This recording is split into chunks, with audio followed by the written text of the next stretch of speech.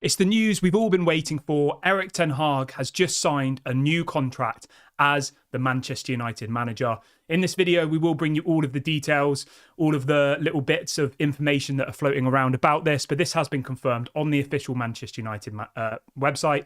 Erik ten Hag stays.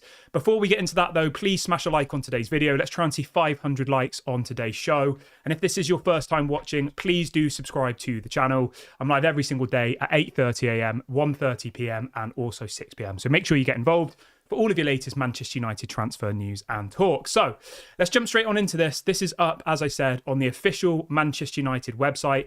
And the headline is this: Ten Hag extends his contract at Manchester United. It says Erik ten Hag has extended his contract as Manchester United's men's first team coach until June 2026. So it's a 2-year contract. Some people said it was going to be 3. 2 years sounds good to me. He had 1 year left on his current deal, so they've given him an extra year. No problem with that. I think that's perfectly fair. Erik ten Hag has said this. This is a direct quote from Ten Hag. He says, "I am very pleased to have reached an agreement with the club to continue working together. Looking back over the past 2 years, we can reflect with pride on 2 trophies and many examples of progression from where we were when I joined." He says, however, we must also be clear that there is still lots of hard work ahead to reach the levels expected of Manchester United, which means challenging for English and European trophies. He says, in my discussion with the club, we have found complete unity in our vision for reaching these goals, and we're strongly committed to making that journey together. Dan Ashworth has also come out, the new director of football, and he is saying with 2 trophies in the past 2 seasons, Erik has reinforced his record as one of the most consistently successful coaches in Europe.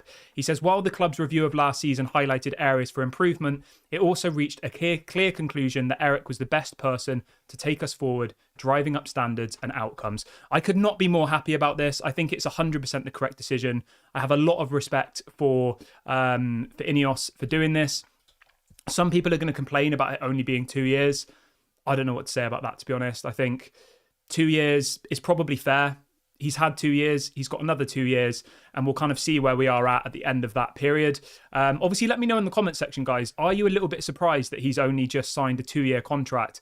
Were you expecting him to sign a longer one? I know some people like Fabrizio Romano were saying that he was going to sign a 3-year contract. So obviously, there's always information floating around in the media, and none of it is always 100% accurate. But when you consider everything, I think 2 years is perfectly fine. I've got no issue with that whatsoever.